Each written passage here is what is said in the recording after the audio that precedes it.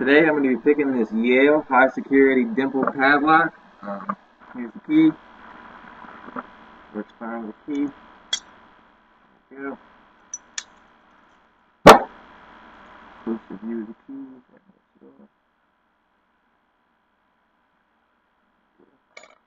Taking it with this small half diamond pick and a rigid tension wrench.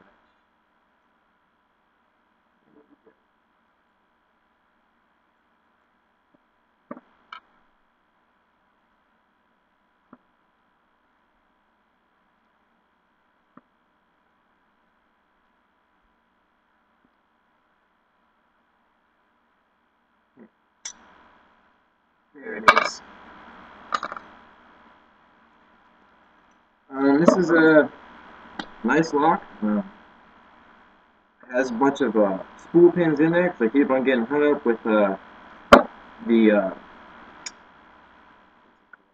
false set. Very difficult to get it out of false set. It's definitely a fun pick. I recommend it. Man, thanks for watching.